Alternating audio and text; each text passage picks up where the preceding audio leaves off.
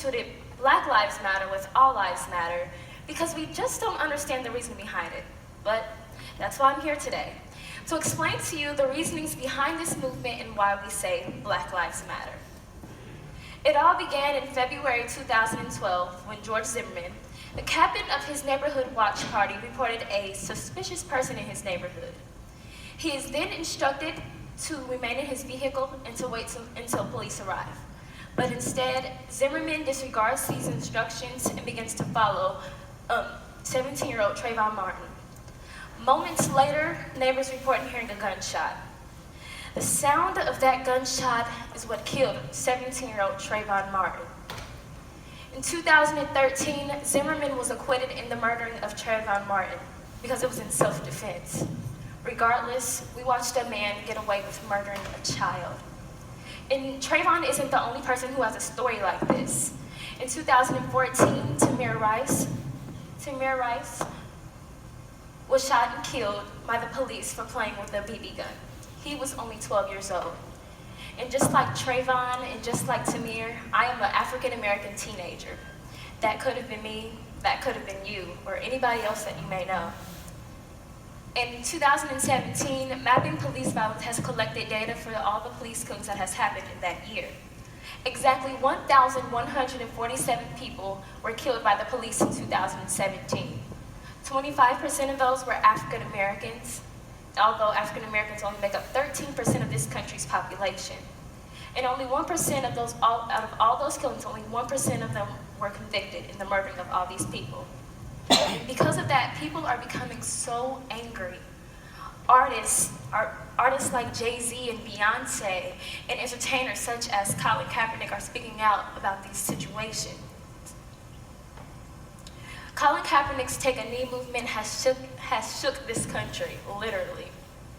Most people believe that what he's doing is very disrespectful. But you also have to remember that we once believed that Rosa Parks, when she would not give up that seat, we also believe that that was very disrespectful. And in sports, we're taught that when someone is hurt or injured, we take a knee. When there's a fallen soldier on the battlefield, we also take a knee. We are not trying to be disrespectful by this. It's all means we love our country. We just want to make things better. So we're doing this by taking a stance. Well, technically a sit, but I mean, you have to look at both point of views sometimes. We take a knee because this country is hurting. We are injured. Because we know that racism is still in existence today. And that is why we take a knee. And a lot of times it isn't racism. It's just the fact that a lot of us don't know because we grow up in these communities where we don't see a lot of diversity or we just don't understand. For example, in Flint, Michigan, there's a public health crisis. There's been one since 2014. There has been a lead seepage into their water. They can't wash their hair, they can't take showers. And all of this because of environmental racism. Yes, environmental racism is a thing. It's when you take a community, mostly a poor community or minority community, and put all these pollutants and toxins into their community. Or let's take it home, for instance. Say Oakwood. Oakwood is a beautiful community. We all can agree to that? Oakwood is beautiful, right? The grass is so much greener on the other side. If you go down the street a little bit to Dayton, you see trash on the ground.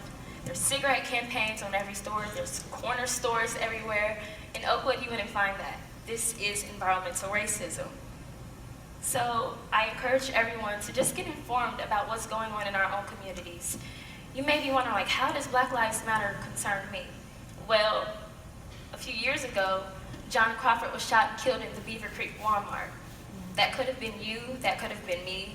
You probably know John Crawford yourself. This is happening in our own backyard. We just need to become more aware about it. And I know you may be wondering, well, all lives matter. Yes, all lives matter. Well, at least they're supposed to matter. But if all lives matter, women still wouldn't be marching for their rights. Dreamers wouldn't have to fight for their right to be in this country. And I wouldn't have to stand here and say, Black Lives Matter. I'm not here to change anyone's mind. I'm just here to educate you and hope that you can take something home with you. In order for us to keep moving forward, we can't keep taking steps backwards. Thank you.